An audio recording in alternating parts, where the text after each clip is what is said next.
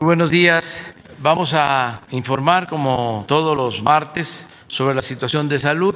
Es importante seguir informando, orientando sobre la pandemia, que tengamos todos conocimiento, y también sobre el abasto de medicamentos.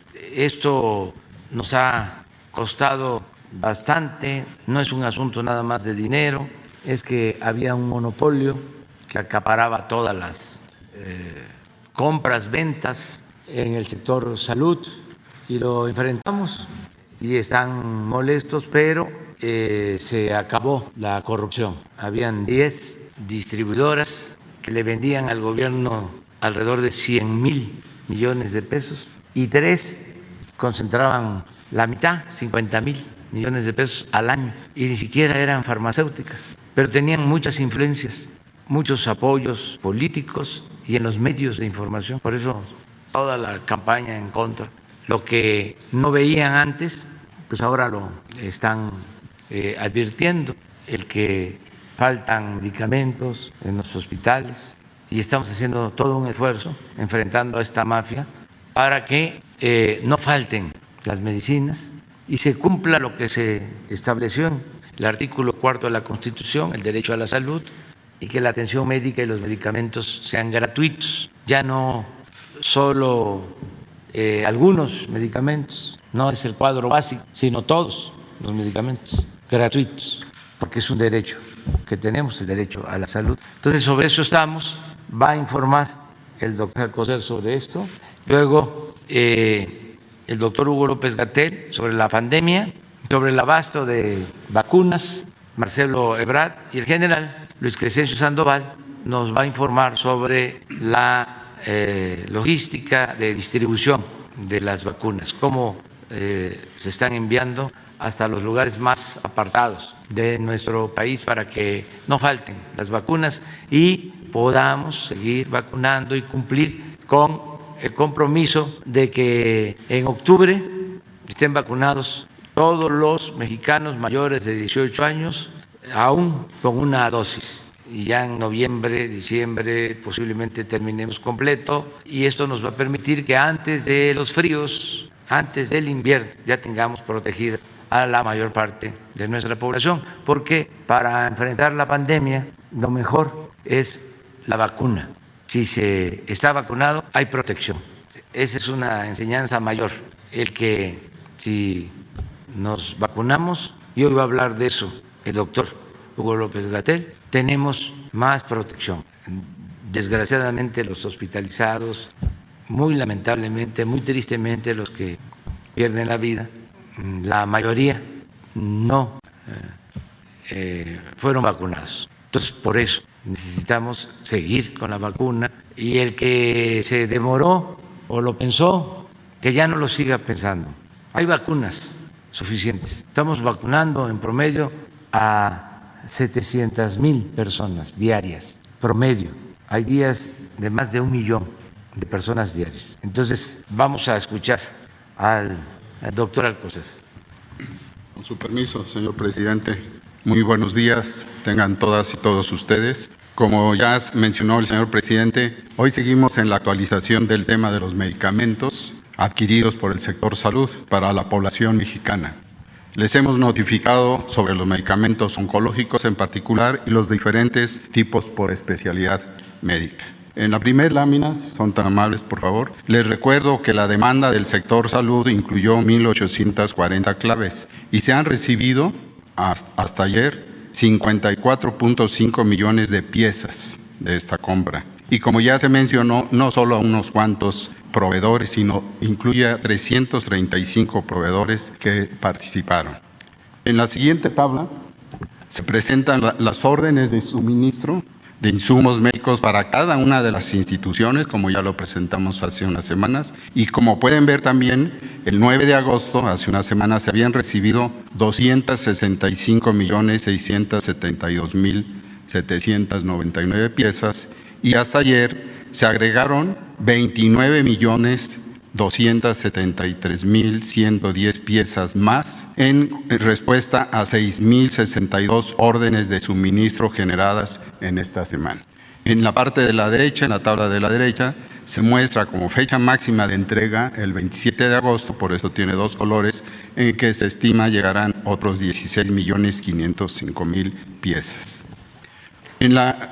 Quisiera yo señalarles en forma breve que nuestro trabajo que hemos mencionado desde hace semanas de optimización médica consiste muy simplemente en la planeación de la compra que deciden los especialistas de la medicina y no lo que quieren los proveedores. Eso es esencial. Así se integran diferentes grupos de trabajo, algunos los llaman expertos, yo todavía no lo familiarizo, con los mejores especialistas de cada institución de las enfermedades que ustedes conocen ya, que más padecemos los habitantes de nuestro país.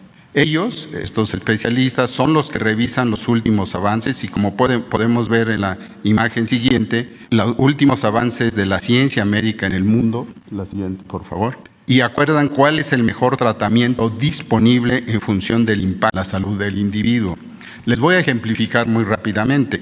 En la primera tabla ven del lado izquierdo 12 de los grupos de especialistas de los 22 que les he presentado, que en estas semanas se han reunido esos especialistas en forma, pues algunos casi sin dormir, para decidir qué claves se eliminan en este proceso, cuáles son las que ya no van a formar parte de la próxima compra consolidada, cuáles se agregarán y aquellas sin clave que van a integrarse al compendio nacional. Pueden ver, si siguen la primera línea, por ejemplificarlo, la de los cardiológicos incluye 8 eliminadas y 36 nuevas agregadas. Algunas de estas, enfatizo, para poder actualizar lo que se emplea en emergencias del corazón, en el infarto y en la hipertensión. También en la segunda para abajo podemos ver lo relativo a los metabólicos, que incluye la diabetes y así sucesivamente. En la última lámina, en un resumen, se puede ver que la optimización que les he mencionado, que abarca los 3 niveles de atención, no solo los del tercer nivel que se consideraban casi únicos en otros años. La calidad de los medicamentos, por lo tanto, son iguales en todos los centros de salud, hospitales regionales y de especialidades. Y podemos ver en esto que las claves eliminadas en el primero y segundo nivel han sido de 30 y del tercer nivel de 196, agregadas con clave que ya tenían en el compendio nacional 227 y en el tercer nivel 55, y claves agregadas sin clave en el compendio y que las vamos en los días siguientes a incorporar, suman en total 216. Es decir, en estos ejemplos les hemos presentado que más de 500 claves están agregadas, son nuevas y se han eliminado una mitad, 226. Esta información la quería compartir con ustedes y muchas gracias. Gracias, presidente. Secretarios, muy buenos días. Muy buenos días tengan todas y todos ustedes. Vamos a compartir efectivamente información de cómo vamos avanzando con la vacunación, de los impactos positivos que ha tenido y, como hemos hecho en semanas recientes, hay múltiples elementos de información, múltiples indicadores que muestran esta reducción de la intensidad epidémica. Primero, en reducir la mortalidad, que fue el objetivo fundamental del plan de vacunación. Segundo, en reducir la hospitalización y las formas graves. Tercero, protegiendo a la población más vulnerable a tener estas complicaciones. Esto lo hemos ido mostrando en todas las semanas recientes. Y vamos a mostrar también los impactos que tiene la vacunación en ir logrando una estabilización de la propia epidemia. Ya vemos signos preliminares ahorita en cerca de la mitad de las entidades federativas de un cambio en la velocidad de ocurrencia de nuevos casos. En algunas situaciones, el ejemplo más claro en este momento es Sinaloa, tenemos ya acumuladas 3 semanas de reducción de la epidemia. De modo que a nivel nacional ya empieza a verse semanas, esta es la segunda semana consecutiva, que abrimos la semana de información con una reducción de casos comparado con la semana inmediata previa. Cuando ya esta tendencia se establezca, lo cual seguramente ocurrirá dentro de los siguientes 15 días, estaremos viendo ya el declive de la tercera ola, seguramente rumbo a la estabilización. Y la vacunación es lo que se le puede atribuir la contribución más importante a esto, pero recordamos la importancia de que las personas también se sigan cuidando. Respecto a reconversión hospitalaria, mantenemos el ritmo. En todo momento hemos tenido capacidades hospitalarias que van de un mínimo de 20% de reserva hospitalaria y en algunos casos tenemos reservas hospitalarias superiores al 80%. Esto es decir, lo que ya se reconvirtió nos ha permitido mantener la capacidad de atender y donde ha habido incrementos hemos actuado oportunamente para expandir la capacidad hospitalaria. Tal es el caso de Colima, en donde fundamentalmente con las instituciones federales, el IMSS, el ISSSTE, hemos estado también con la colaboración de las Fuerzas Armadas, tanto Secretaría de Defensa como de Marina y con el financiamiento a través del INSABI, hemos logrado rescatar a la entidad federativa su capacidad de atender siempre por arriba de lo que se necesita. Vemos que tenemos la siguiente, por favor, la siguiente. Ya de vacunación tenemos 525,000 dosis que aplicamos ayer. Generalmente tenemos este ciclo semanal.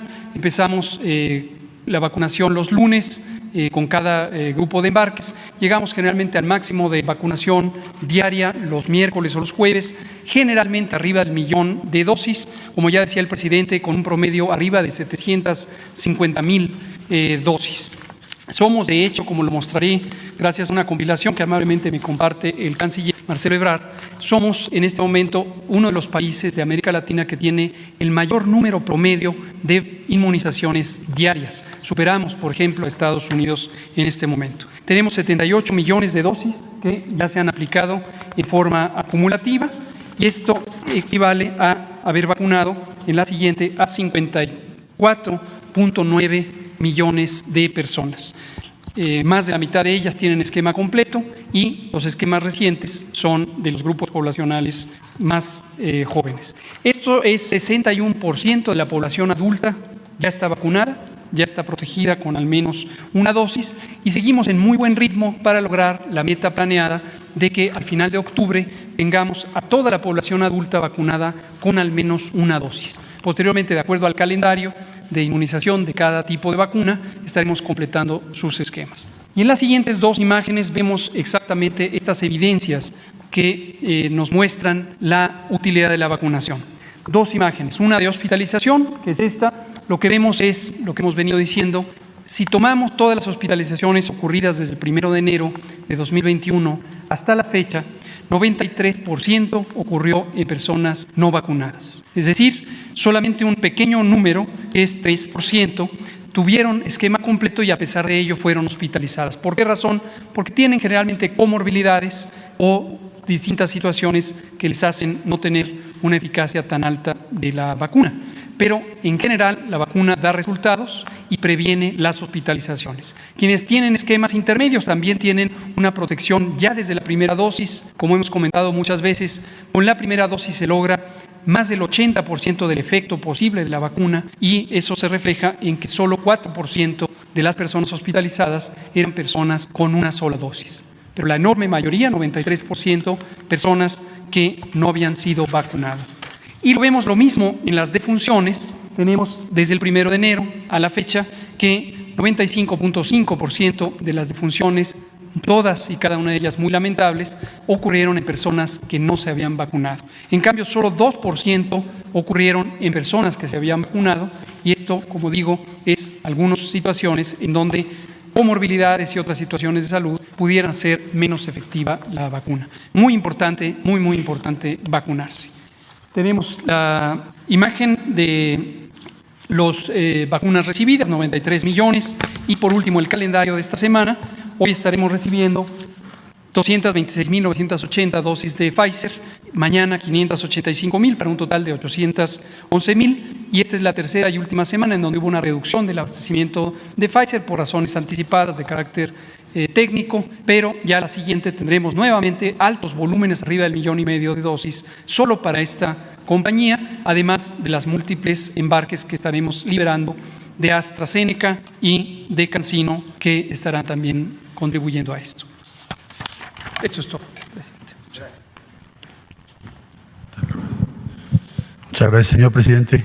Con su permiso, señoras, señores, compañeras, compañeros. Bueno, brevemente dar el reporte. En primer lugar, recordar que estamos a casi un año, pocos días, hace un año, de que se llegó al acuerdo entre México y Argentina para la producción de la vacuna AstraZeneca.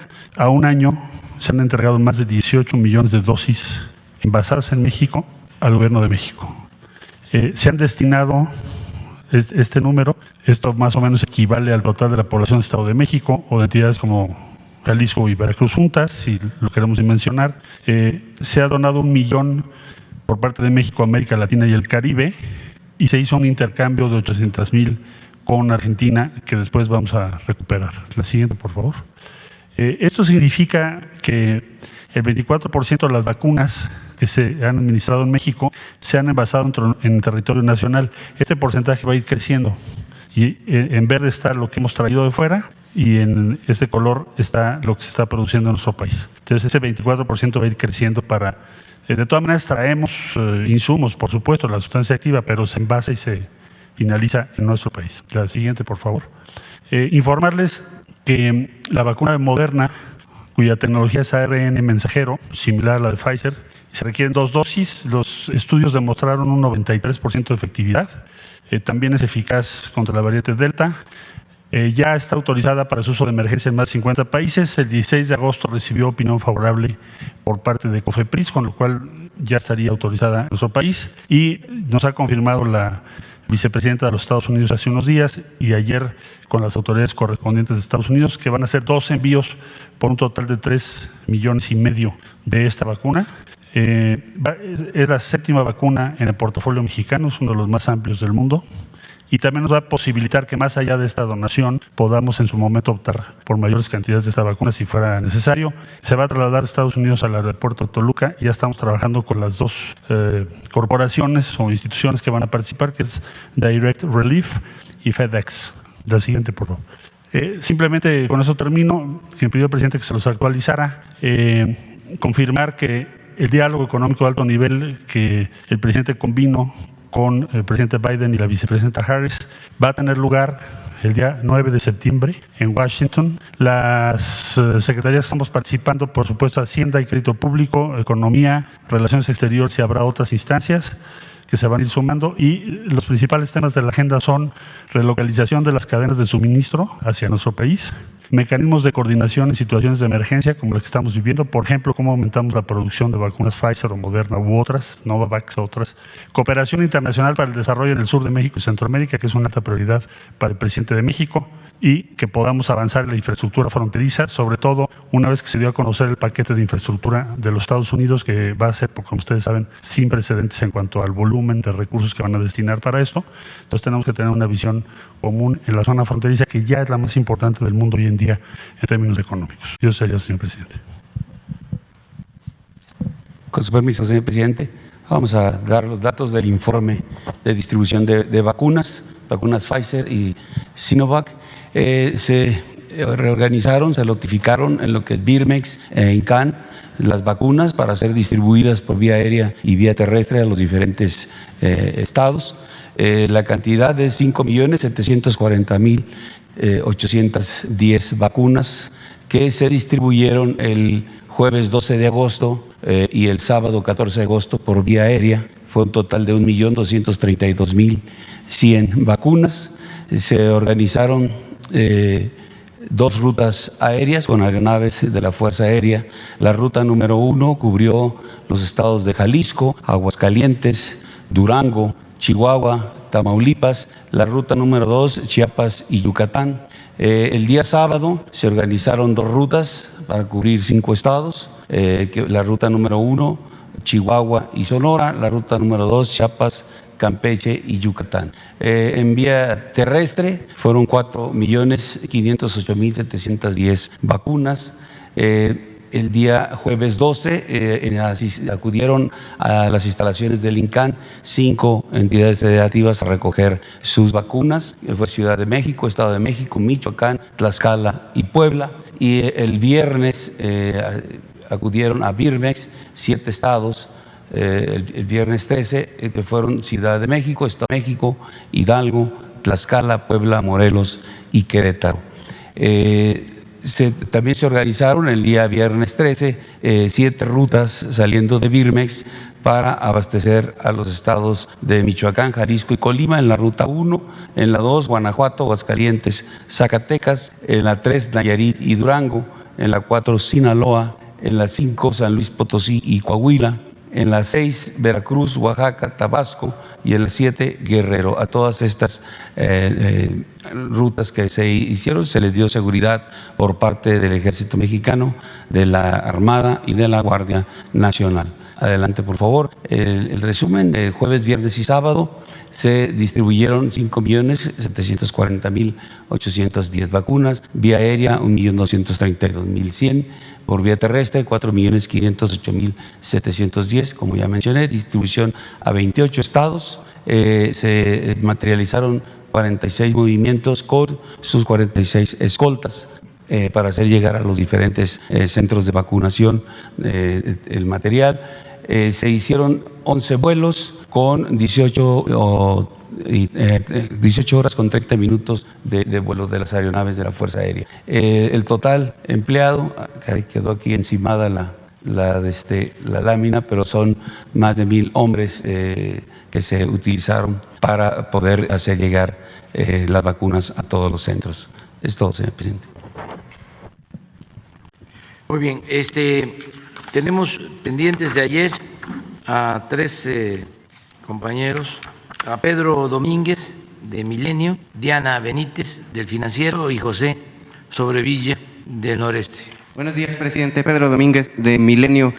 Estaba prevista para mañana la liberación y deportación a México del líder del cártel de Tijuana, Eduardo Arellano Félix, de una prisión de Estados Unidos. Sin embargo, su estatus cambió ayer y ahora se desconoce la fecha de esta posible liberación. Preguntarle, presidente, qué información se tiene al respecto y en caso de que se diera la liberación que parecía inminente, preguntar si México tiene o está en busca de argumentos o elementos para detener a Eduardo Arellano Félix en caso de que fuera deportado a México, presidente. No sé si Marcelo tenga información sobre esto.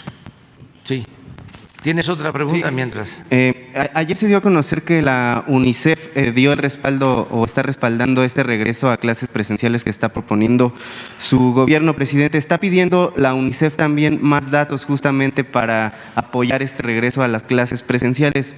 ¿Ya hay un acercamiento del gobierno federal con este organismo para planear o para respaldar este regreso a las aulas? Seguramente, porque se está pidiendo el apoyo, la colaboración de todos, madres, padres de familia, maestras, maestros, presidentes municipales, gobernadores, la gobernadora de Sonora, la jefa de gobierno de la Ciudad de México y también de organismos privados, nacionales, organismos internacionales que tienen que ver con la educación, pues todos estamos haciendo un esfuerzo para que se regrese a clases. A finales de este mes se está avanzando en los protocolos sanitarios y también en el arreglo de las escuelas. Nos están ayudando padres de familia, autoridades. Se está aplicando un presupuesto especial del programa La Escuela es Nuestra para arreglar las escuelas, sobre todo que tengan agua. Hay necesidad de muchas cosas, pero lo fundamental es el agua. Y ayer evaluamos, le agradecemos mucho también al sindicato de maestros que están ayudando. Ya inició el proceso de preparación que tiene que ver con reuniones de maestras, de maestros. Hay desde luego resistencias, pero es normal. Es un poco lo que sucedía con la vacuna. Quizá era menos el rechazo en el caso de la vacuna. Sí había un poco de rechazo. Y ahora ya se demostró de que ayuda. Hay también rechazo en el caso de la decisión de regresar a clases. En algunos casos, o muchos, tienen preocupación legítima de que los niños, las niñas vayan a contagiarse, que puedan ser afectados, tener daños, y otros pues se dejan llevar, la verdad, por toda la campaña, que no es contra el regreso a clases, sino contra nosotros. Es político. Si decimos es de día, no, es de noche. Decimos es de noche, no, es de día. Hay que prender los faroles. Así están. Ayer estaba yo viendo una caricatura buenísima de los ciudadanos que interactúan en las benditas redes sociales. No creo que sea caricatura. A ver si nos manda y la encuentra Beatriz, que me la mostró ayer, sobre el regreso a clase. Es un perrito que lo llevan a un centro comercial. Puede ser que te lo mande. Y da la idea de cómo los malquerientes están tratando de desacreditar el Reforma y el Universal y todos los medios que ya no reciben subvención. Pero sí, la mayoría está ayudando y es algo bueno.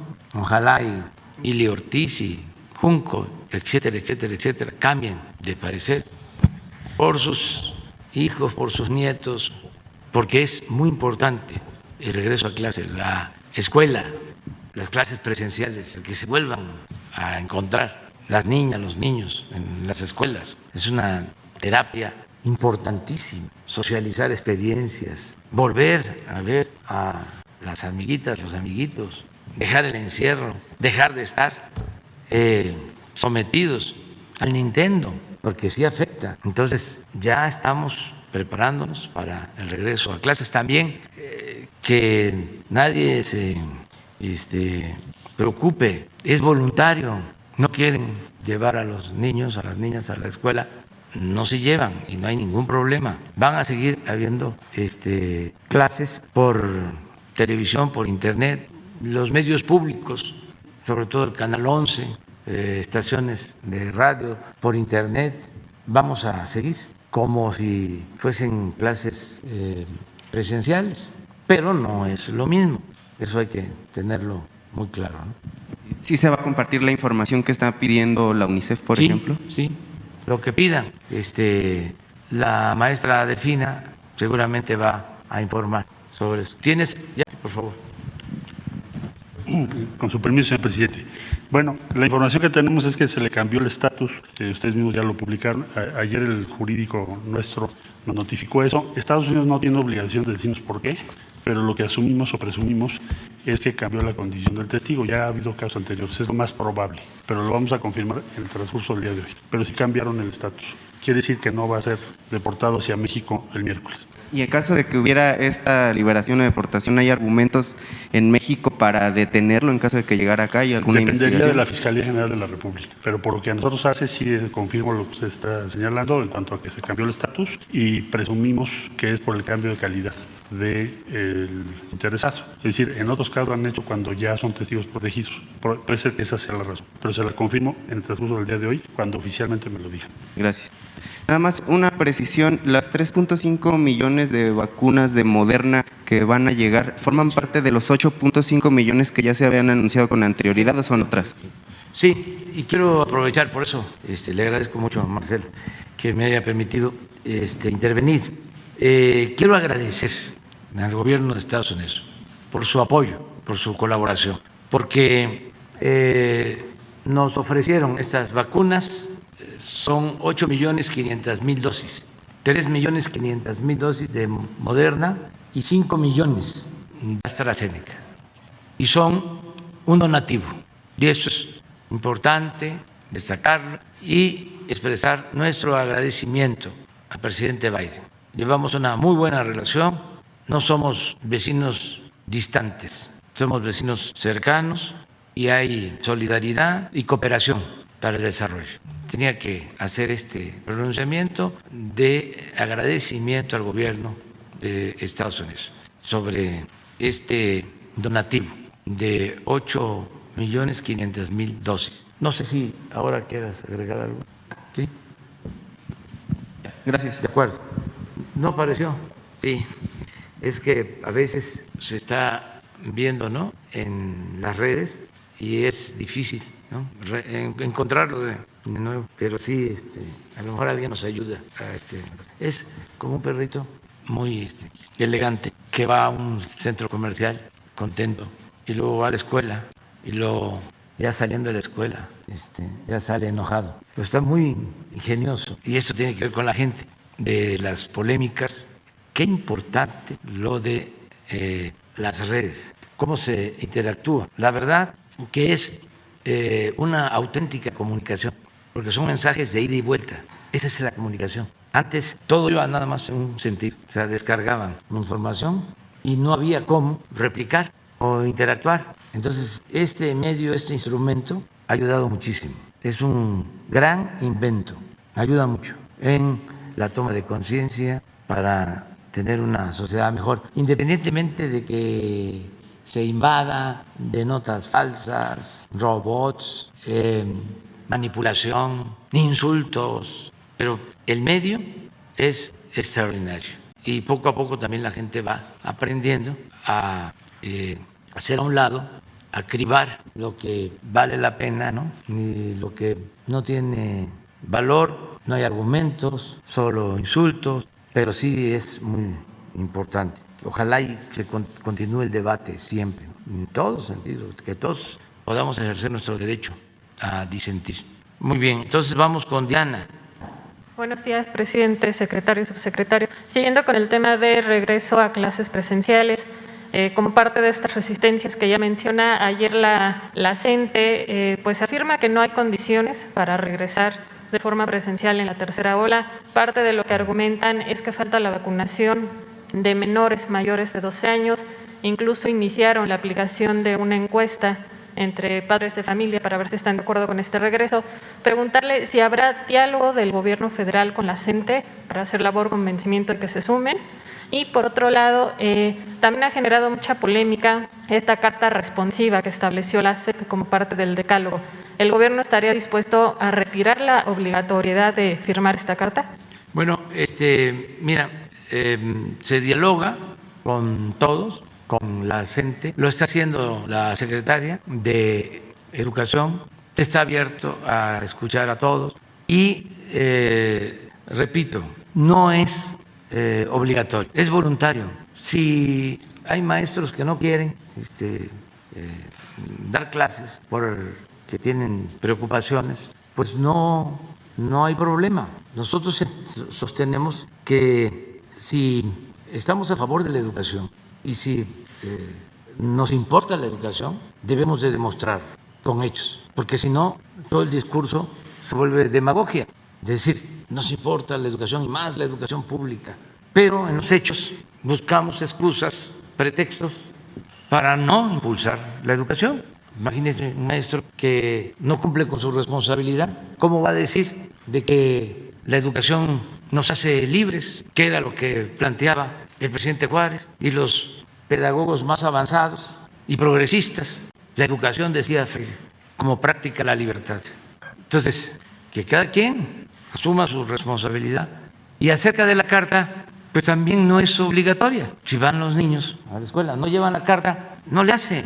Es que nosotros aquí tenemos todavía que enfrentar esta concepción burocrática, autoritaria, que se heredó del periodo neoliberal. Entonces, ¿ustedes creen que yo tuve que ver con la carta? Pues no, fue una decisión abajo. Si me hubiesen consultado, hubiese dicho, no, somos libres, prohibido prohibir, pero todavía tenemos que ir limpiando el gobierno de estas concepciones burocráticas, autoritarias, y desde luego terminar de limpiar el gobierno de corrupción y de ineficiencias, demoras. Hoy estábamos viendo en la mañana de que necesitamos intervenir en el caso de este joven que fue ultrajado y asesinado en Mérida. Pero el procedimiento es que ahora la Fiscalía del Estado apele a la resolución del juez y luego el juez puede sostener su resolución o revocarla. Pero si la sostiene, entonces la Fiscalía se va a otra instancia. ¿Cuánto tiempo llevaría ese proceso? Sí, una de las limitaciones, una de las deficiencias, entre otras, de la impartición de justicia en el país es de que no hay justicia pronta y expedita. Tan es así que hay quienes llevan más de 10 años en la cárcel sin sentencia. Entonces, hoy le planteamos a la Secretaría de Gobernación que busque otras vías, que si no interviene la Comisión de Derechos Humanos, nosotros tenemos la obligación de intervenir y pedir a la Fiscalía General de la República que abra una investigación y se fijen responsabilidades a las autoridades, no solo a los policías, sino quienes están ahí protegiendo o queriendo evadir su responsabilidad. Pero es un ejemplo de lo que enfrentamos todos los días. Por eso de que recibimos un elefante echado y que había que ponerlo de pie, un elefante echado, reumático, mañoso, que había que pararlo para que empezara a caminar y empujarlo, pues es eso todos los días, a empujar el elefante. Y lo bueno es que me ayudan muchos servidores públicos que tienen esa vocación de servicio, que no son no hay, te falta el acta de nacimiento certificada, los recibos de la luz, tu residencia, etcétera, etcétera. En el caso de Mérida, lo que está alegando el juez es que en la acusación no se especifica supuestamente qué policía fue. Imagínense que por un tecnicismo legal se haga a un lado la justicia. Entonces, sí vamos a seguir avanzando para que todo se simplifique. Somos mayores de edad, no necesitamos tutela y siempre prevalece un afán autoritario. En el caso de la pandemia, desde el principio dijimos, vamos a cuidarnos, nada de toques de queda como en otras partes, nada que limite la libertad. En este caso de lo de la carta, pues sí, eso es una preocupación. También leí en las redes sociales un mensaje. Si te están pidiendo una carta para que tú seas responsable, imagínate del daño que va a correr tu hijo o tu hija. Y estoy seguro que los que hicieron la carta no estaban pensando en eso. Es una inercia, es una forma de pensar, porque si nosotros supiéramos, aquí están los del sector salud, de que van a correr riesgo los niños, las niñas, pues sencillamente no se inicia el ciclo escolar, ¿o no es así?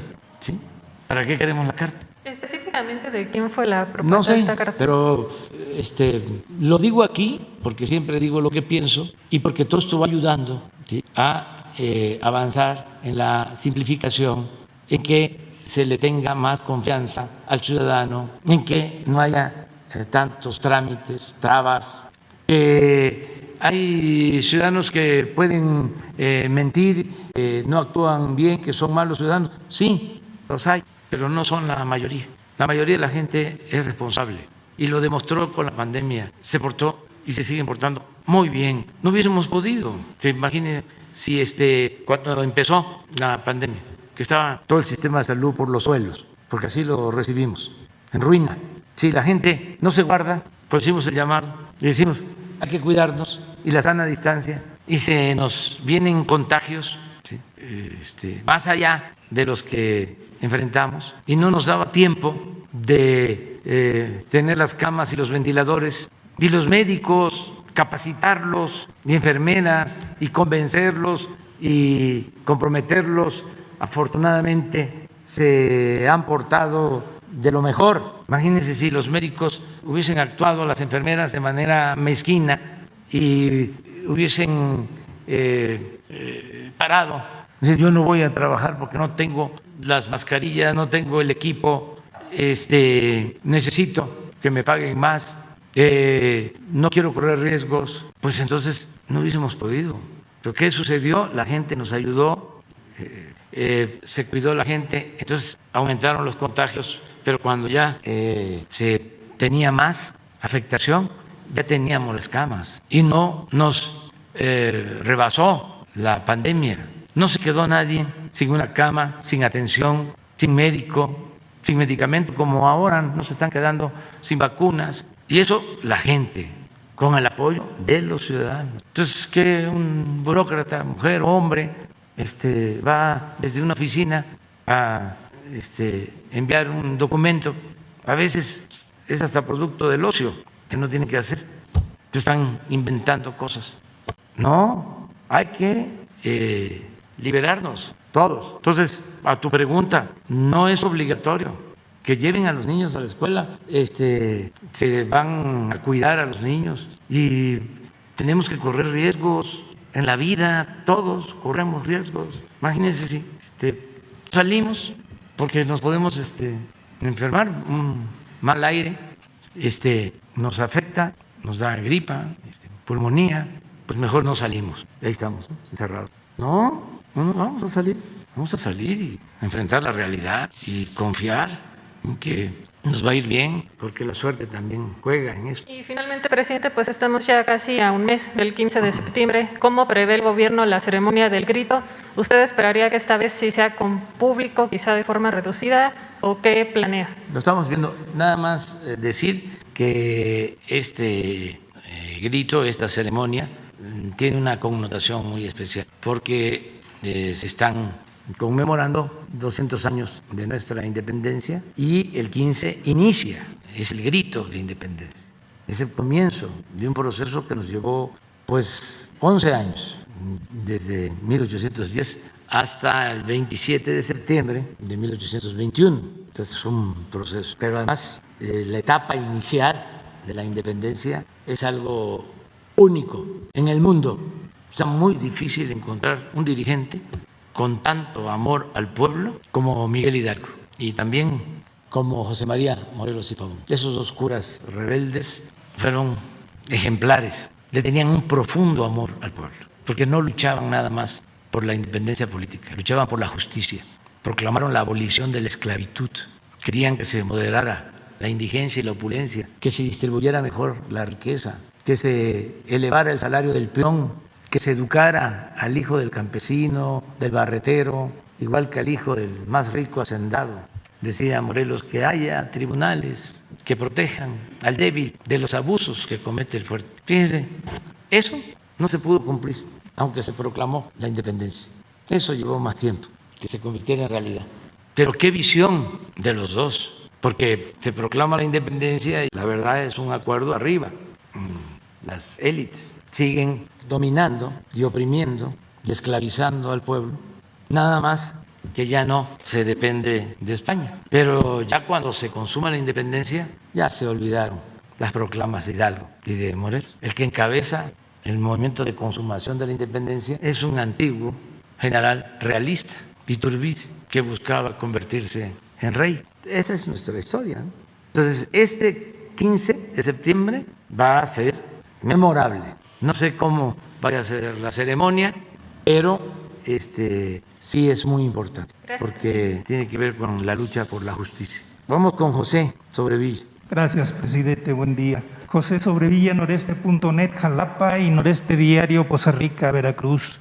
En sus visitas a Veracruz, usted ha constatado el grave deterioro de las carreteras, tanto federales como estatales. Incluso usted mismo ha dicho que carecen de mantenimiento preventivo y correctivo y que algunas no solo tienen baches, sino que les faltan señalamientos, mantenimiento y que son prácticamente caminos de terracería. Un ejemplo de ello ha sido la carretera 180 en el tramo Nautla-Cardel que usted ya ha transitado. El trabajo de Ramón Álvarez Fontán, titular de Comunicaciones y Transportes de Veracruz, aunque ha sido bueno, se ha visto vulnerado por la reducción del 45% del presupuesto estatal. La pregunta es, señor presidente, ¿este año tiene el gobierno que usted representa programada alguna inversión para corregir estos problemas del sistema carretero veracruzano? Sí, mire, el presupuesto para el mantenimiento de las carreteras libres, federales, es de alrededor de 10,000 millones de pesos por año desde que estamos. Y cuando llegamos, creo que el 35% de todas las carreteras federales estaban en mal estado. Y ahora hemos reducido esa cantidad en 15%. Podemos hoy darle los datos de inversión en el 19, en el 20, lo que se está ejerciendo este año para mantenimiento y lo que vamos a seguir ejerciendo para que se conserven en buen estado los caminos federales. Y en el caso de Cardel ya se resolvió el problema que impedía conectar toda la nueva autopista que llevaba ya algún tiempo, y tengo entendido que ya están trabajando y pronto se va a tener desde cerca de Cardel hasta muy cerca de Tampico, ya una carretera moderna. De todas maneras vamos a seguir dando mantenimiento a las carreteras federales. Y te puedo también informar de cuánto tiene Veracruz para mantenimiento de carreteras, hoy mismo. Ok, se lo voy a agradecer, presidente. En 2013, para el Mañana de Nuevo Laredo, usted me dijo que si fuera corrupto ya lo habrían hecho polvo. Hoy, después de 3 años de gobierno, porque en aquel tiempo estaba integrando apenas los comités de Morena con César Yáñez, ¿qué valor le da a aquella declaración y lo diría de la misma manera? Sí, no puede uno transformar sin autoridad moral. Mi escudo, mi ángel de la guarda, es mi honestidad, que es lo que estimo más importante en mi vida. Si fuese yo un ambicioso, vulgar, si lo único que me interesa fuese el dinero o el poder por el poder, ya me hubiesen destruido, no hubiese yo resistido. Pero he salido adelante, el pueblo me ha apoyado y voy a seguir así, actuando con integridad, haciendo de mi vida pública una línea recta. Hay un dicho, nada más que es muy feo, mejor no lo voy a decir, está muy feo, es de mal gusto, pero para actuar con rectitud se requiere de honestidad y no tener un doble discurso, no ser hipócrita. Es sencillo, no mentir, no robar, no traicionar. Y esto es lo que nos ayuda mucho. Y esto también les enoja a los adversarios, incluso quienes fueron en un tiempo de izquierda y no resistieron y se corrompieron. Y esos me tienen un coraje. Ahora sí que, como diría el clásico, ¿y yo por qué? ¿Quién los manda? Cayeron en las tentaciones, no supieron mantener principios, ideales. Y el poder es una tentación. El poder, si no hay ideales, si no hay principios, atonta a los inteligentes y a los tontos los vuelve locos. Es terrible la ambición al dinero, a lo material. Es una enfermedad. Son capaces de cualquier cosa. Y eso no es parte de nuestra cultura.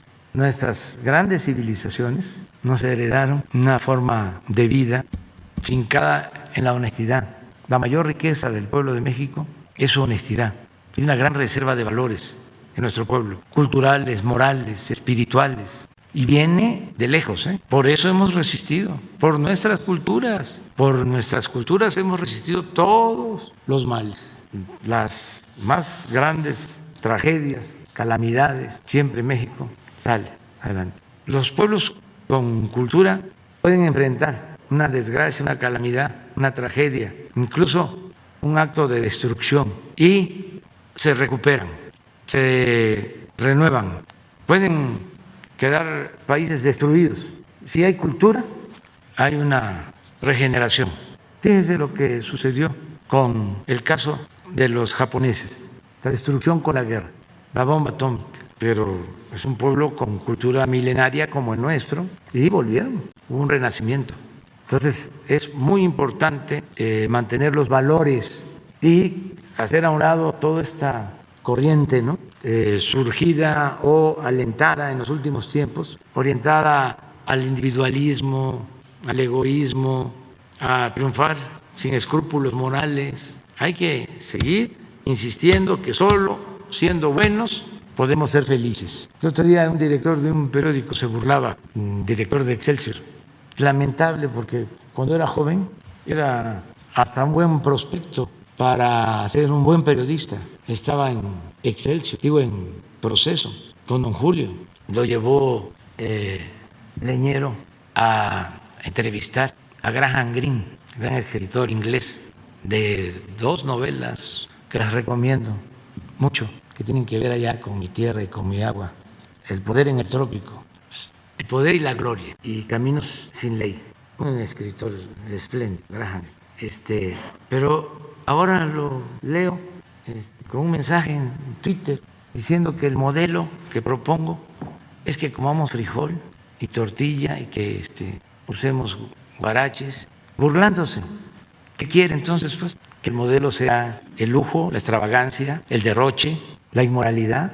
Entonces, es muy interesante el tema, el debate sobre esto. En fin, terminamos con los tres, la compañera, luego Sara, luego tú. ¿Mande? Gracias, buenos días. A ver, ¿por qué no le dejamos? ¿Lo Sí, permites? claro. Sí, nada más para...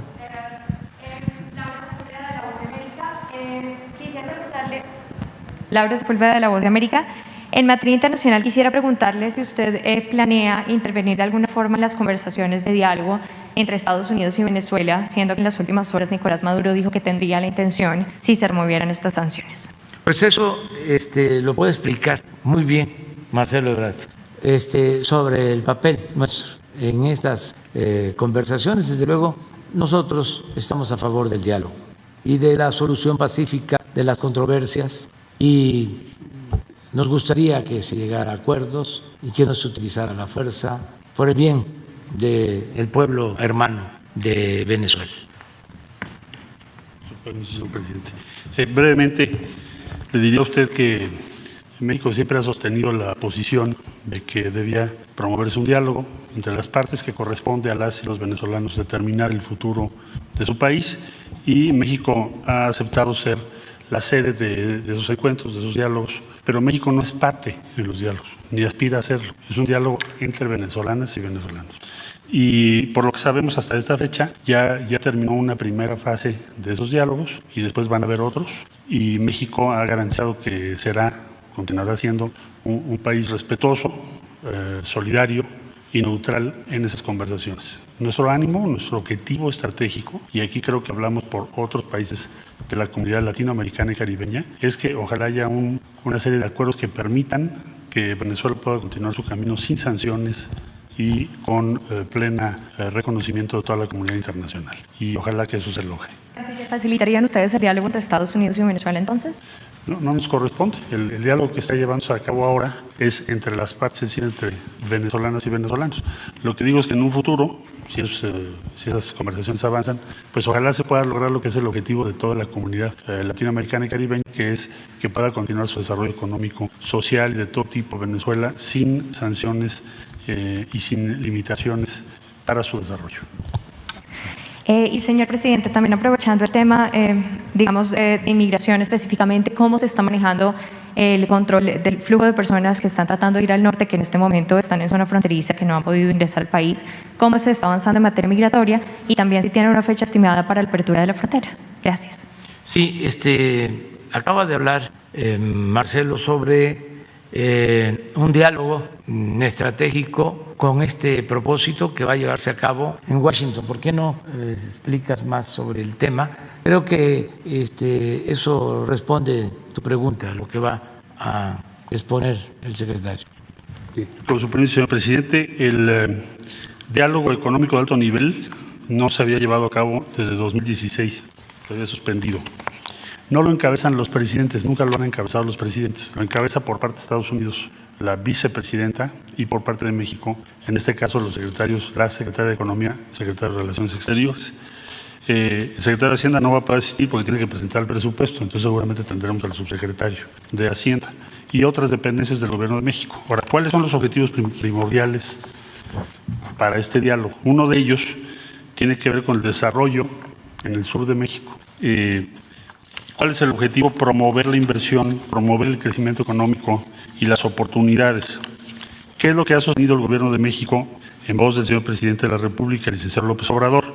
Que solamente con una cooperación internacional para el desarrollo en el sur de México y en Centroamérica puede aspirarse a que quienes decidan migrar no lo hagan forzados por la pobreza, porque hoy en día el grueso de los flujos migratorios están generados por la pobreza.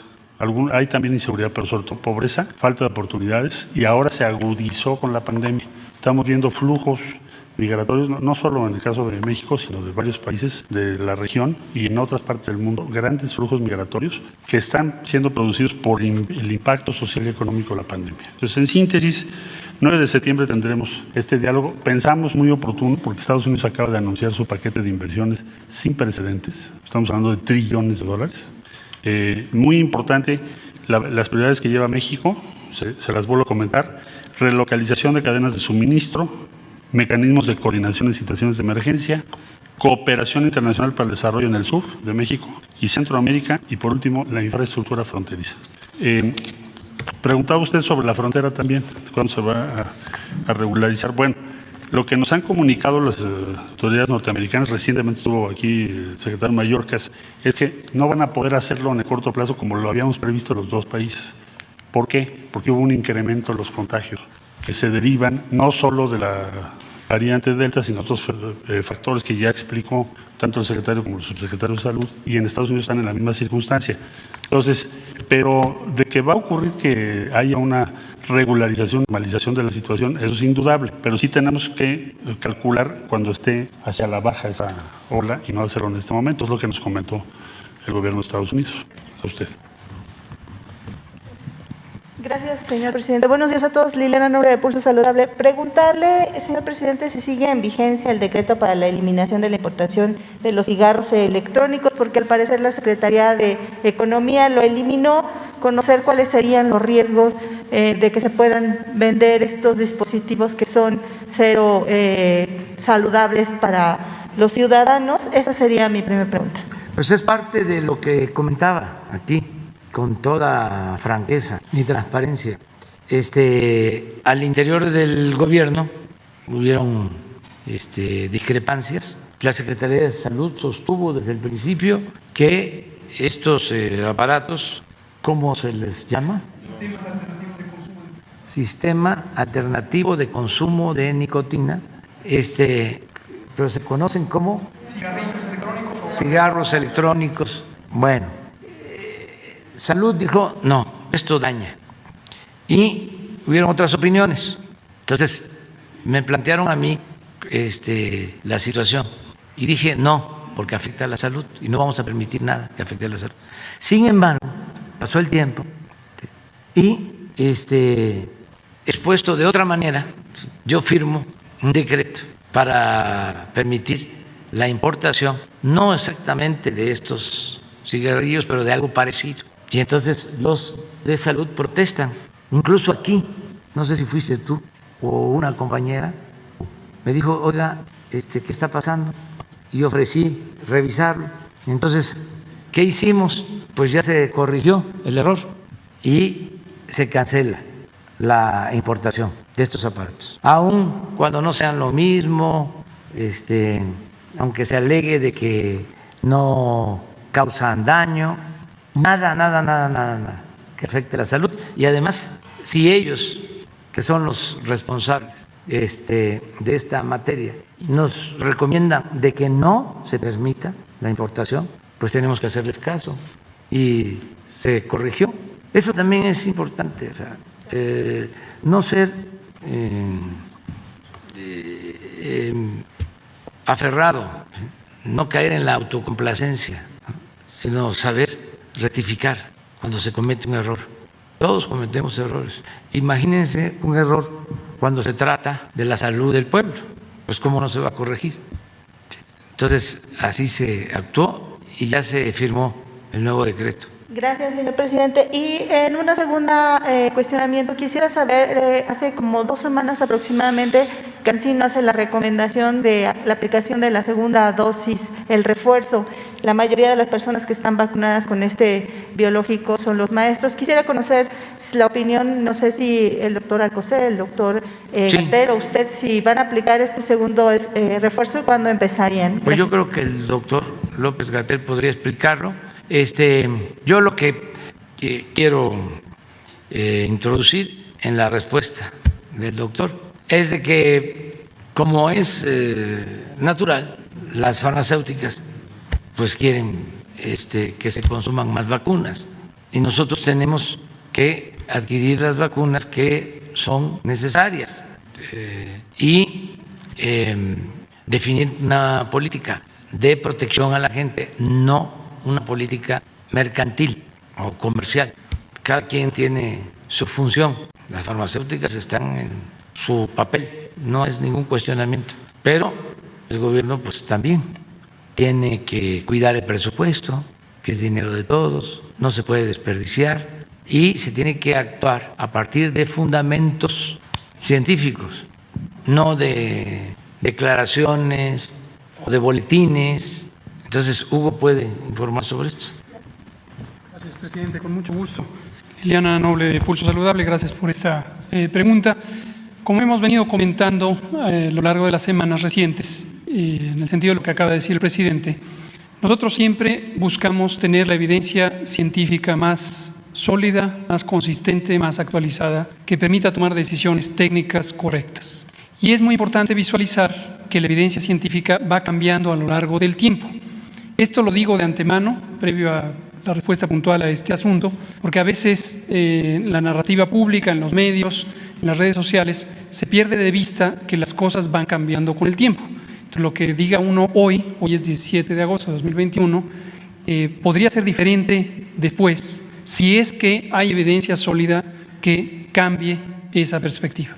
Hoy no existe evidencia científica publicada, robusta, consistente, que demuestre que ninguna de las vacunas contra COVID, contra el virus SARS-CoV-2, pierde su capacidad protectora contra los desenlaces que intenta evitar: la muerte, la hospitalización, la enfermedad grave u otras complicaciones.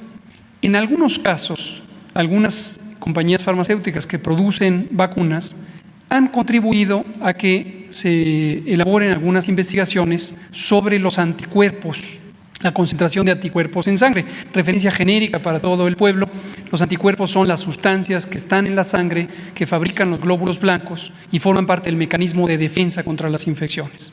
Sí se conoce que las infecciones naturales y también las vacunas tienen como propósito fundamental provocar que el cuerpo reaccione ante las sustancias que se ponen en las vacunas, que son distintas modalidades que simulan la infección natural, no son capaces, por supuesto, de causar infección, pero estimulan al sistema de defensas. Y uno de los indicadores para demostrar que produjeron su efecto es la concentración de anticuerpos en sangre.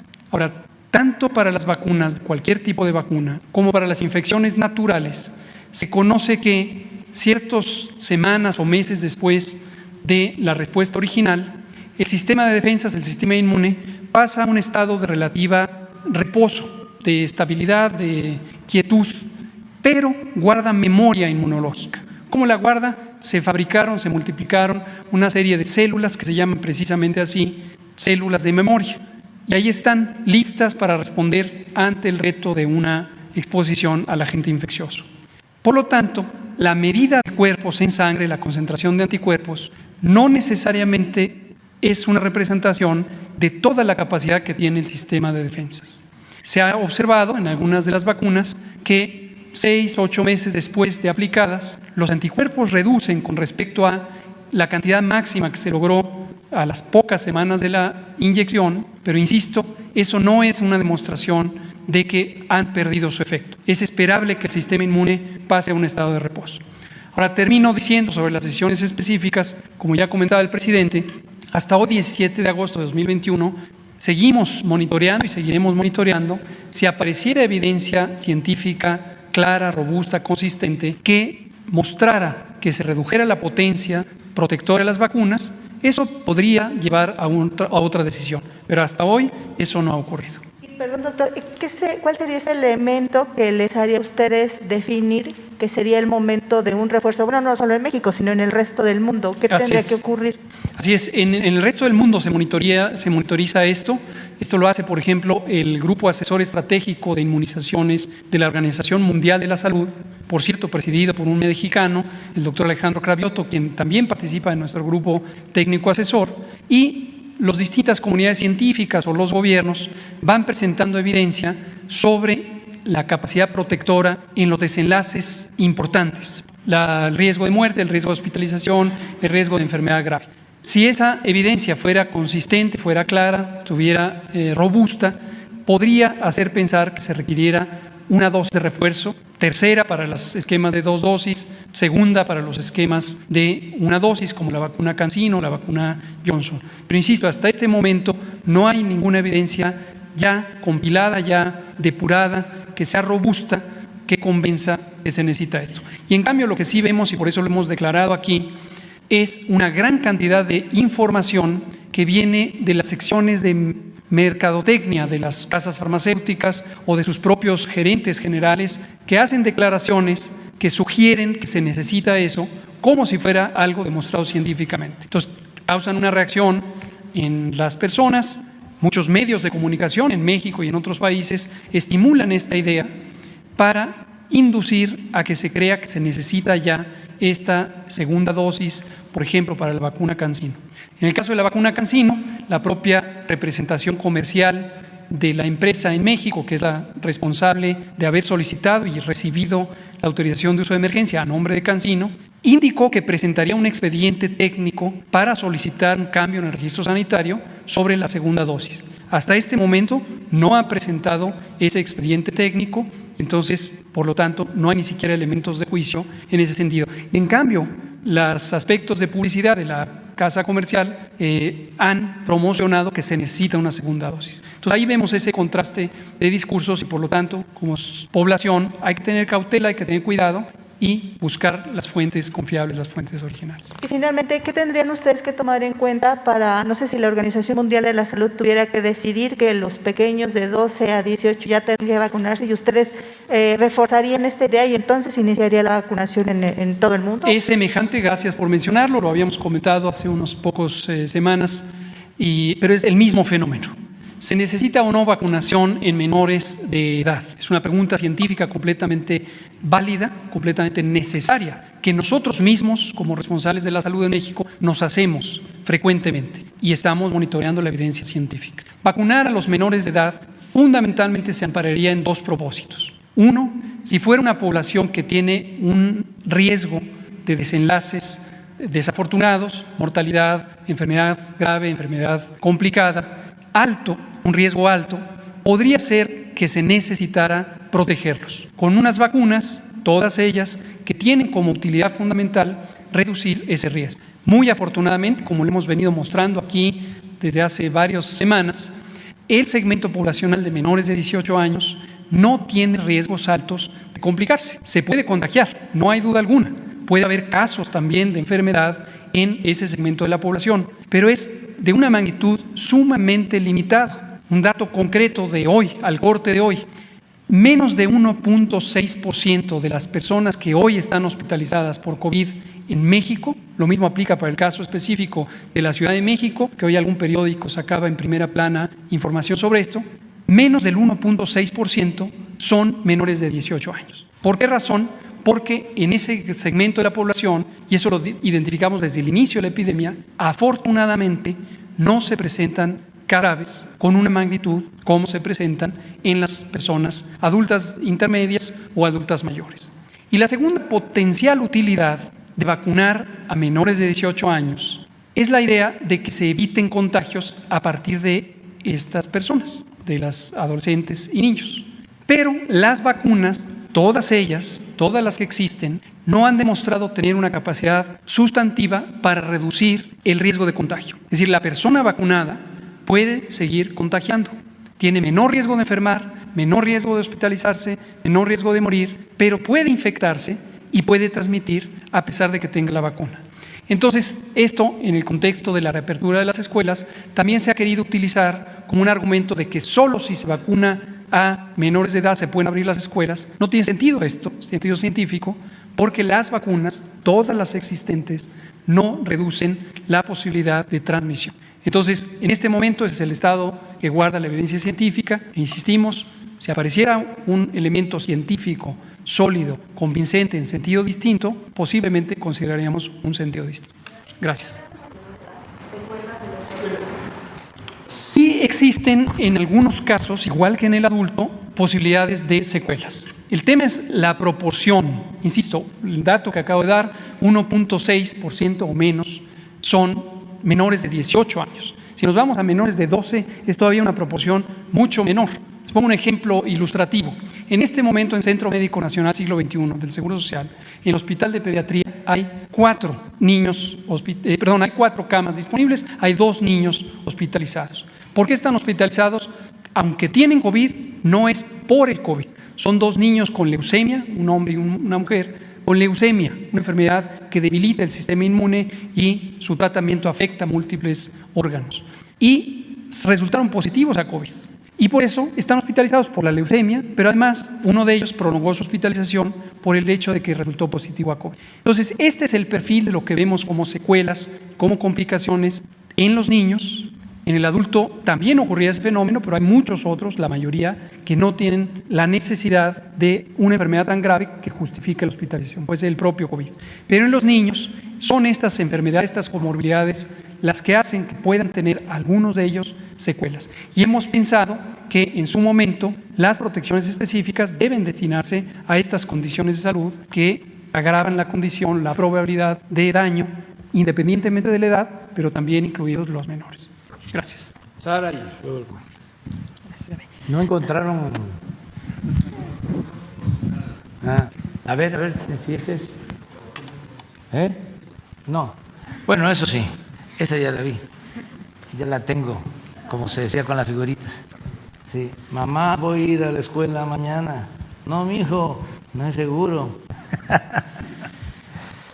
No, pero también la otra es similar, pero bueno, esto es lo que hay.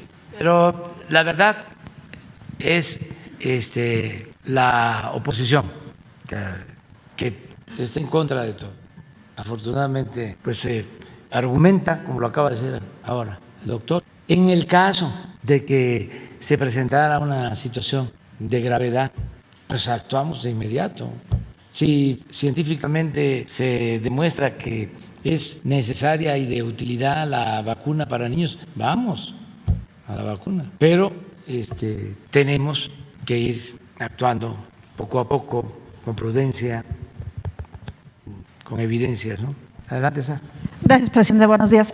Sobre este regreso a clases, para seguir con este tema, preguntarle al doctor Gatell si nos podría decir qué porcentaje de los niños que se contagian de COVID recaen en enfermedad grave. Ya habían mencionado hace unos días, pero si en este contexto del regreso a clases, pues con mayor información no sería conveniente tratar de explicar a los padres qué es lo que ocurre, ¿no?, para esta preocupación. Y también se ha hablado de que hay un alto porcentaje de obesidad infantil. Sí, en este caso se recomendaría a los padres de aquellos niños con obesidad o con otro tipo de enfermedad que ellos sí se quedaran en casa o sí asistían a la escuela. ¿Cuál sería la recomendación? A ver, yo soy partidario de que todos asistan, todos los que puedan y quieran. No podemos caer en esa discriminación. Se tiene que orientar y se tiene que concientizar, pero no prohibir, y menos a los niños, ¿no?, que por obesidad o por cualquier otra causa, si ellos están bien, asistan a la escuela, pero en fin. Me refiero por el tema de que pudieran presentar una enfermedad más grave de COVID, pues. Con mucho gusto, muchas gracias por la pregunta. Ya hemos comentado el dato, lo comentamos de hecho a lo largo de las más de 140 conferencias vespertinas en varias ocasiones. Por cierto, relativo a UNICEF, que hace rato preguntaban, mantenemos una relación muy estrecha con UNICEF. Precisamente UNICEF, el representante en México, Christian Schugz, nos acompañó en varias ocasiones, lo recordarán seguramente, en las conferencias vespertinas sobre COVID, precisamente porque el tema de niñez fue en todo momento un asunto de gran importancia, como lo es, y lo monitoreamos. Desde tempranas fechas en la epidemia, pero lo hemos podido constatar que se mantiene esa situación. Sabemos que la minoría de los casos son menores de 18 años y del grupo de casos de personas enfermas de esa edad, que es menos del 10-12%, solamente 0.004% tienen alguna condición de gravedad, es decir, el requerimiento de ser hospitalizados. Y eso nos ha dejado desde el inicio de la epidemia, no solo a México, sino a todos los países del mundo, con una relativa tranquilidad. Por supuesto, es obvio, no sobra decirlo, porque a veces también hay una distorsión de la narrativa. Cada niño que se enferme, igual que cada adulto que se enferme, pues es desafortunado. O sea, la discusión no es sobre casos individuales, cada caso es desafortunado, no se diga cada persona hospitalizada o cada muerte. Pero a nivel poblacional, el riesgo, la probabilidad de que un niño en este momento tenga COVID es muy baja, y la probabilidad de que un niño con COVID termine hospitalizado es muy, muy baja, y afortunadamente la probabilidad de que un niño con COVID hospitalizado pierda la vida es muy, muy, muy baja.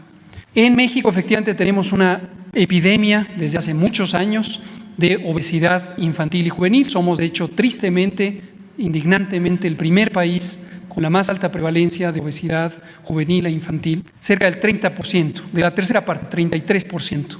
Y la razón, aprovecho para decirla, aunque ya todos espero la conocemos, es la alimentación a base de productos industrializados, procesados y ultraprocesados, como las bebidas azucaradas que han envenenado a la población mexicana desde los años 80, también los adultos. Pero afortunadamente las personas menores de edad que tienen sobrepeso u obesidad no tienen una diferencia de riesgo tan grande como sí lo tienen las personas adultas con obesidad y sobrepeso. En este caso, no estamos recomendando que sean tratados de manera particular respecto a la inclusión en las aulas, porque el riesgo de por sí es muy, muy bajo y estas personas con estos menores de edad con sobrepeso o obesidad no necesariamente tienen un incremento como sí ocurre en las personas adultas. Y es desde luego muy importante que se reintegren a las aulas. Gracias, presidente. Y preguntarle… Pero sí es muy bueno el tema.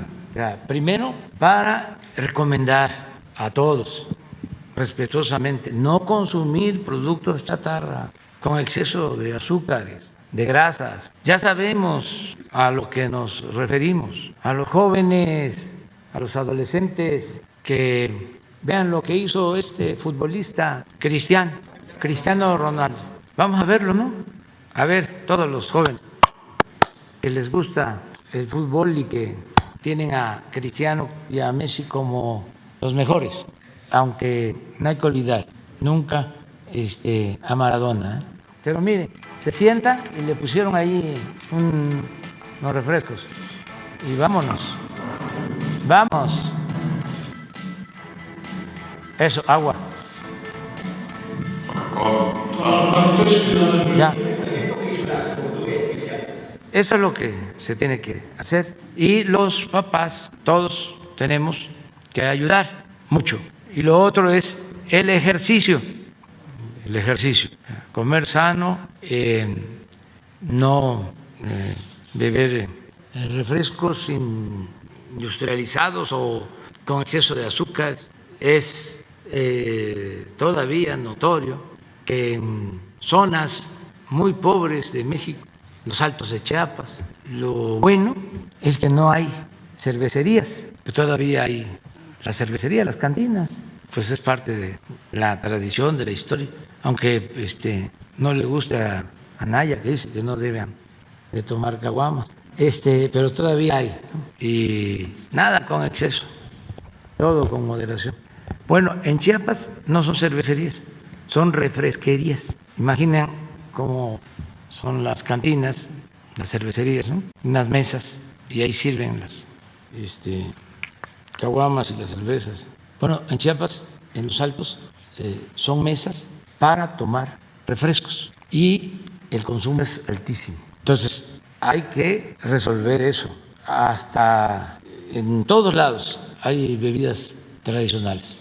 En el caso de Chiapas, el pozol, pinole, chascalate, bebidas muy sanas, nutritivas, que son muy energéticas. Un pozol, que es maíz con cacao, permite resistir una jornada en el campo, porque es un alimento fuerte, nutritivo, carbohidrato sano, y es agua, maíz y cacao. Y donde no hay cacao, es agua con maíz fresco, con masa, se bate una jícara. Y así en la costa de Guerrero, el chilape, que es cacao con arroz, riquísimo, y así muchas otras bebidas en todos lados. Las frutas, muchas frutas en México. Entonces, cuidar la alimentación y el ejercicio.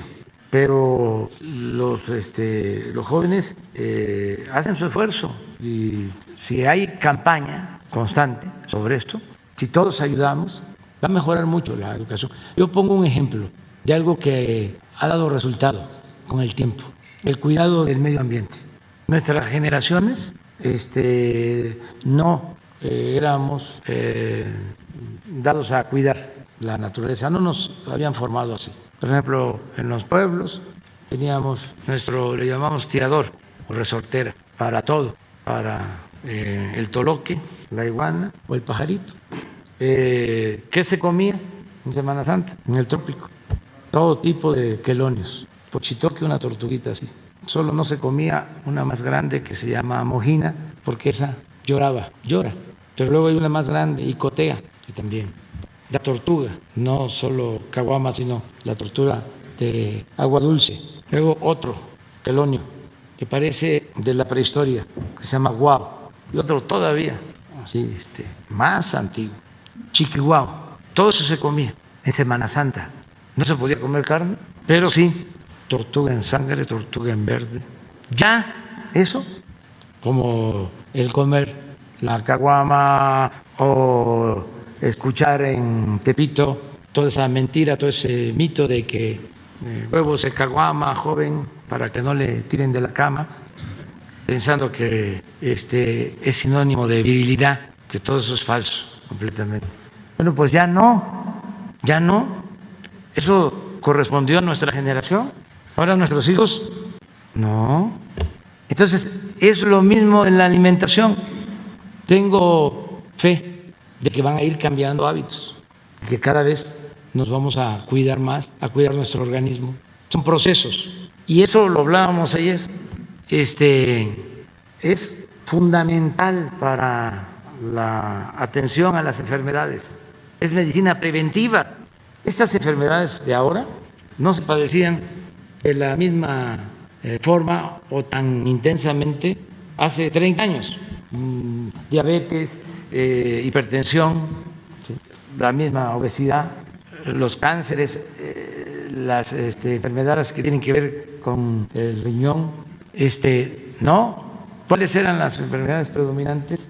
Incluso las causas de muerte, las enfermedades estomacales, también las respiratorias, todas las relacionadas con la pobreza, la tuberculosis producida por hambre. Entonces, ahora son estas nuevas enfermedades y en muchos casos no se puede culpar del todo, pero son los hábitos o los malos hábitos alimenticios. Por eso sí estamos pendientes y vamos a cuidar. Una de las cosas que podemos hacer todos los papás es que recomendarle a los niños o que en la lonchera pues se les pongan alimentos sanos y recomendarles que no consuman y que en las escuelas no se permita que se vendan productos chatarra. O sea, es una labor que tenemos que hacer entre todos para cuidarnos. Le quería nada más decir que cómo va la elaboración del paquete económico. Había ofrecido que estaría aquí el secretario de Hacienda. Si esto va a ser antes de que lo presente. Hoy tengo una reunión con ellos en la tarde, con ingresos, con presupuesto, con egresos y con el secretario de Hacienda, para ver cómo estamos, qué estamos estimando de ingresos. La verdad que vamos bien, estamos bien y de buenas en lo económico. Está creciendo la economía, ya tenemos los datos sobre inversión extranjera del semestre, que se incrementó con relación al mismo periodo del año pasado, y estamos en inversión extranjera por encima de lo que se ha captado de inversión extranjera en muchos años. Estamos arriba, es histórico. Y pues inversión es empleos, y empleos es bienestar, y bienestar es paz, es tranquilidad. Entonces vamos bien. De todas formas, hoy vamos a decidir sobre los lineamientos básicos para ley de ingreso. Adelanto, no van a haber aumentos de impuestos, ni van a haber gasolinazos, y presupuesto, las dos cosas. Ya les vamos a informar. ¿Y estaría aquí el secretario antes de que se presente al Congreso el paquete? Sí, hace falta, sí. No sé si puedas hacerlo antes, a lo mejor sí. Yo voy a informar el día 1 de ¿Cómo va a ser septiembre. el informe? Aquí, porque no podemos hacerlo de otra manera, pero el día 1 informo. Gracias, presidente. Buenos días, señor presidente. Buenos días, secretario, subsecretario de Igualía Cedillo, de Tabasco Hoy, Campeche Hoy, Quintana Roo y Diario Basta en la Ciudad de México del Grupo Cantón. Señor presidente, con motivo del 11º aniversario de Diario Basta el día de ayer en la Ciudad de México, el periódico publicó en sus páginas interiores como una rememoranza de lo que fue el evento en el Estadio Azteca, cuando usted, a 3 días antes de cerrar la campaña. Bajo esta premisa, presidente, me gustaría preguntarle si al terminar estos eventos y al ganar la elección el día 1 de julio, ¿qué fue el pensamiento que pasó por su mente cuando por fin le entregasen los resultados de la elección, en el cual usted resultó ganador como presidente de la República Mexicana, bajo el contexto que pues, muchas personas aspirarían a obtener dicho cargo de elección popular? Y rememorando también un poco todos estos años de lucha, ¿no? Esos años de lucha que vienen desde los 70, desde los 80. Si ese joven que trabajase en su momento con la señora Julieta Campos, con don Enrique, con el gobernador Leandro Robiosa Guade, ¿cuál sería el pensamiento que tendría del hoy presidente de la República? Si usted me lo permite, presidente. Gracias. Bueno, yo me he formado pues, abajo desde hace muchos años de lucha. Por eso no puedo fallar, porque a lo mejor si me hubiese yo formado o viniera de la academia o del periodismo o del sector empresarial, del comercio, de cualquier otra actividad, pues tendría yo alguna justificación para fallarle al pueblo, para desviar mis convicciones. Pero yo me formé abajo, en la lucha. A mí me enseñaron los indígenas chontales, los mayas chontales, a trabajar en favor de los pobres. Tenía yo 23 años, era yo un niño, ahora soy un adolescente mayor. Entonces, muchos años abajo, siempre luchando por la democracia, por la justicia. Llegamos aquí por voluntad del pueblo y no podemos fallar. Y lo que ofrezco es disculpas a nuestros adversarios por lo que estamos haciendo. Si ellos consideran que les afectan nuestras decisiones o nuestra forma de ser y de pensar, sinceramente. Pero no podemos actuar de otra manera. Estaríamos traicionando toda una trayectoria de lucha. Sería lamentable. Imagínense tanto tiempo luchando, hablando en plazas públicas. Tengo la satisfacción de que casi en todos los periodos de lucha como opositor he escrito libros, ahí están, desde uno que se llama precisamente Los Chontales, de esa experiencia, otro ya en lo político, que se llama Tabasco, víctima del fraude electoral, en el 88, y así todo lo que he hecho también lo he plasmado en libros. Entonces ustedes van y buscan ese libro de 1988, lo que digo ahí y lo que estoy haciendo ahora, no hay diferencia de fondo. Entonces, ya me falta poco. Si ganamos en la revocación del mandato, en la consulta de principios de abril, pues voy a terminar a finales de septiembre del 24 y me voy a ir con mi conciencia tranquila. Feliz, feliz, feliz. Entonces, por eso tenemos que seguir adelante, llevando a cabo la transformación. Y se va avanzando y vamos a seguir avanzando y lo hacemos todos. Yo no podría resistir sin el apoyo del pueblo. El pueblo es el que me ha sacado siempre a flote. Esa lección la tengo bien aprendida. Es el pueblo. Y el pueblo es mucha pieza. Lo que decía el presidente Juárez. Con el pueblo todo, sin el pueblo nada. El error que cometen los políticos, sobre todo, ojalá y los jóvenes lo entiendan. Una lección básica es que la política significa atender al pueblo, servir al pueblo. Es hacer historia sirviendo al pueblo. No es como antes, relacionándonos, actuando con servilismo, sirviendo como achichincle de otros políticos, colándonos de manera oportunista, sin voltear a ver al pueblo, sin tenerle amor al pueblo.